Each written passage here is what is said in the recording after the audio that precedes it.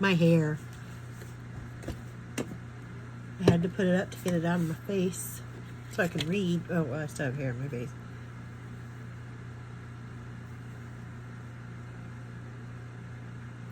Anyway. Okay. Barron Trump Collection. We're starting on page 148. That's the start of chapter 8. And it is just this chapter 8. So we start.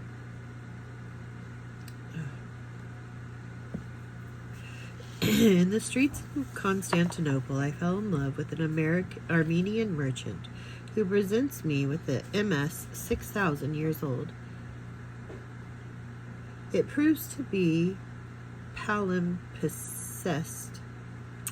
Its wonderful contents I learn of the existence of a boiling sea and set sail in search of it. 3 of my seamen were swallowed by a marine monster. I rescued them.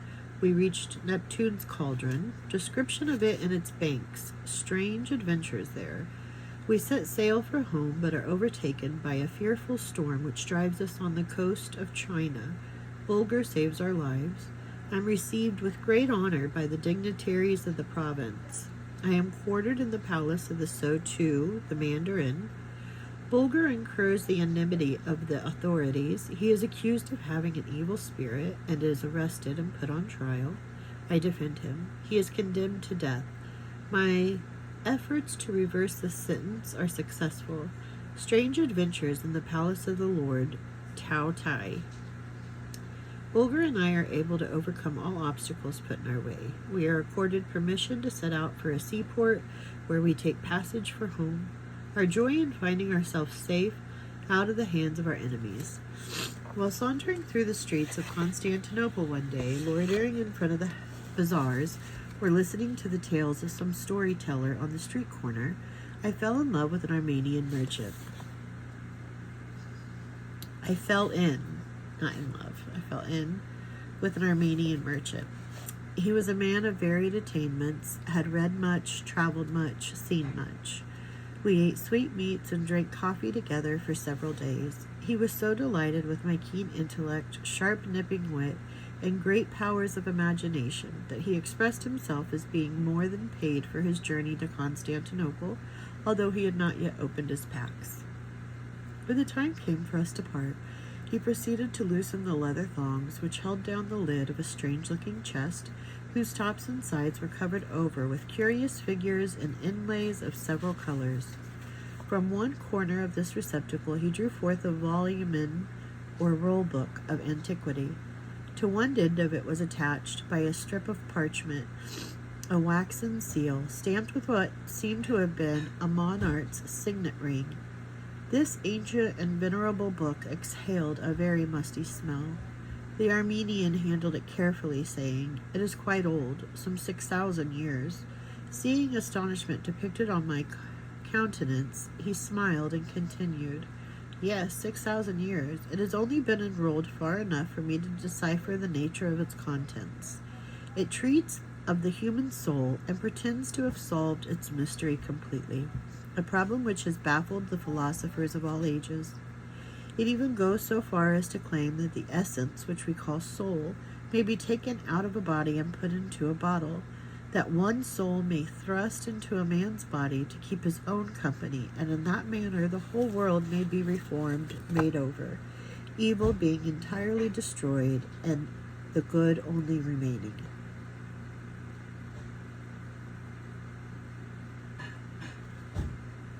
It even goes so far as to claim that the essence, which we call soul, may be taken out of a body and put into a bottle, that one soul may be thrust into a man's body to keep his own company, and that in this manner the whole world may be reformed, made over, evil being entirely destroyed, and the good only remaining.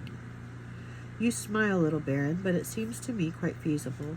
For instance, this rare old book quite rightly assumes that if we could thrust a good soul into a body already inhabited by a bad one, that a man or woman could henceforth cease to do evil, or at least the good soul would continually betray its bad companion, and although the man might plan a murder, he would not fail to inform some of his dread purpose, and thus defeat his own ends. Or, continued the merchant, take the case of the miser, by thrusting the soul of a spendthrift into his body. His inclination to hoard money and starve his family would be forever and always opposed by an ardent desire to waste his earnings, and the result would be that these two vices would neutralize each other, and so with a drunkard or a thief, by placing the soul of a water drinker in the one of a moral man in the other. A perfect reformation could be brought about. This is a valuable book, little Baron, but I give it to you, merely exacting a promise from you that in case I am right in my understanding of it, you will impart the secret to the fathers of the church. I gave the merchant my promise, and not wishing to accept so valuable a present without making some return therefor, I drew my finger a ring containing the petrified eye of a basilisk, which in the dark emitted a light enough to read the hour on a watch dial. He was almost tiresome in his expression of thanks. We separated. I laid the ancient volume away in my chest and gave no thought to it until some time after my return home, when one day Bulger, attracted by its very musty odor, seized it by the vellum strip holding the seal and drew it forth from its hiding place, then looked up at my face as much to say, "What is it, anyway, little master?" I determined to unroll the book at once. The merchant had warned me to be most careful in doing so, lest the whole thing fly into 1,000 pieces. I therefore proceeded to prepare a wooden tablet or panel, which I smeared with a strong glue, so that, as the parchment unwound, it should be caught by the sticky surface and held firmly fast.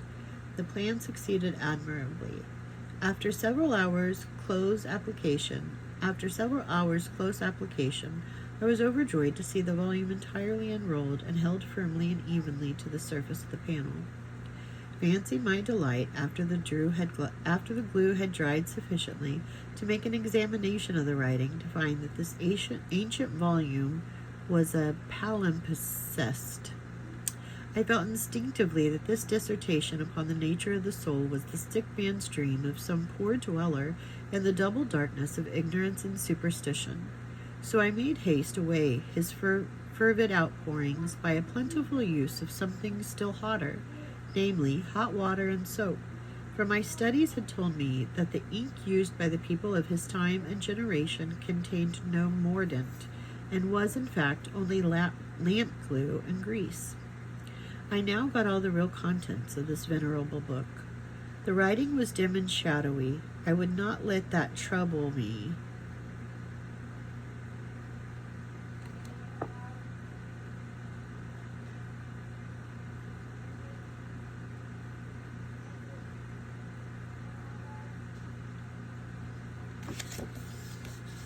In the middle of my book, I don't know if you guys can see that.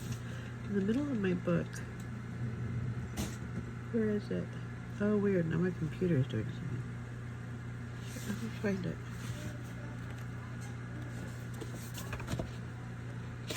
Right there. What in the world is this? It says 213. Look how it, like... I've read the whole book. That's the first time. 150. The writing was dim and shadowy, and I did not let that trouble me, for skilled as I am in the chemist's art, I lost no time in applying an acid which restored the writing to its old-time blackness. I had some difficulty in deciphering the language in which it was written, the ancient Phoenician, but with the aid of several scores of dictionaries, I finally rendered it into a modern tongue, passing it through the Aramaic, thence into Greek, and finally into my own tongue. When at last I had gotten over all the difficulties and could read the descriptions with that ease necessary to bring out their full sense, I was nearly beside myself with joy. It was the story of a voyage made by a venturesome navigator 6,000 years ago, when the earth was still in its infancy. Still hot in some places. In fact, only the highest mountains and tablelands had cooled off enough to be habitable. Pushing off from the shores of Arabia, this bold captain had pointed his ship towards the rising sun. And wonders of wonders, after awful perils and terrible privations, he had entered waters which, to his almost unutterable amusement, grew warmer and warmer as he sailed over them. At first his men refused to proceed any farther, but by dint of threats, persuasion, and goodly presence, the bold sailor went his way, wondering and rejoicing. After many days he entered a body of water, which from his descriptions I at once recognized as the China Sea, but now all further advance was impossible. In vain his oarsmen lent their aid to drive the little vessel. Okay, and we're going to start at that part yesterday. Okay, but real quick, I am going to look up a word so we all know it.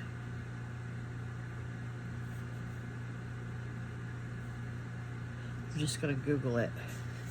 I should have underlined it. That's it. Palimpsest. There we go. Definition.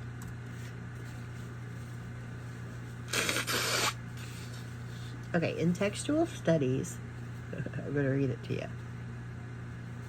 No bugs. Okay, in textual studies, a palimpsest is a manuscript page, either from a scroll or a book, from which the text has been scraped or washed off in preparation for reuse in the form of another document. Parchment was made of lamb, calf, or kid skin, and was expensive and not readily available. So in the interest of economy, a page was often reused by scraping off the previous writing.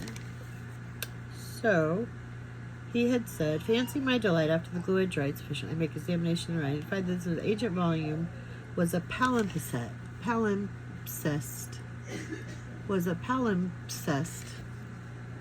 Okay, well, I guess. Okay, so now I'm going to read. Quit procrastinating on anything and everything. Time wasted is just that, wasted. Avoid distractions and the noise around me. Block it out. The art of continuous self-love, through food, through water intake, through intentional meditation and thought. Something inside of me is superior to circumstance. Is it kind? Is it true? Does it reflect my authentic self? Focus more on money and its education. Focus on self-discipline. See the sun, honor the moon.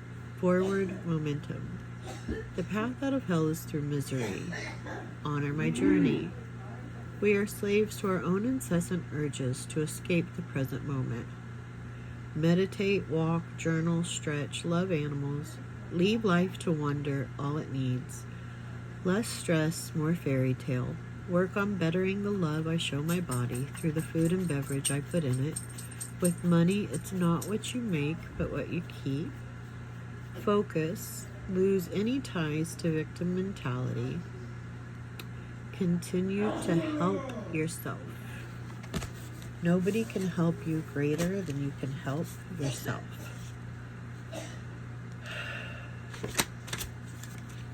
Makes for a tiresome life.